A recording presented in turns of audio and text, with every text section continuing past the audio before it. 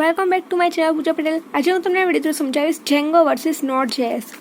સો જેંગો છે તે open source અને પાયથન બેઝડ વેબ ફ્રેમવર્ક છે કે જે વેબ એપ્લિકેશન ડિઝાઇન કરવા માટે યુઝ કરવામાં આવે છે. જે નોડ.js છે તે ઓપન સોર્સ તો છે જ, પણ જાવાસ્ક્રિપ્ટ રન ટાઈમ એન્વાયરમેન્ટ છે કે જે વેબ એપ્લિકેશન જ્યારે આપણે ક્રિએટ કરવી હોય ત્યારે તે યુઝ કરવામાં આવે છે. જેંગો છે તે મેઇનલી પાયથનની અંદર પ્રોગ્રામ કરવામાં આવેલું છે. જે નોડ.js છે તે C++ અને જાવાસ્ક્રિપ્ટ આ ત્રણ લેંગ્વેજનો યુઝ કરીને તે રાઇટ કરવામાં આવેલું છે. રિટર્ન તે તેનું પાસ્ટ પાર્ટિસિપન્ટ છે.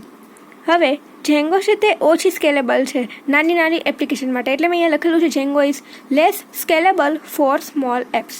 જે નોડ.js છે તે વધારે સ્કેલેબલ છે than Django for small apps. મતલબ કે જ્યારે આપણે નાની એપ્લિકેશન બનાવડાવીએ ત્યારે નોડ.js છે તેનો યુઝ કરવામાં આવે છે કેમ કે તે વધારે સ્કેલેબલ છે.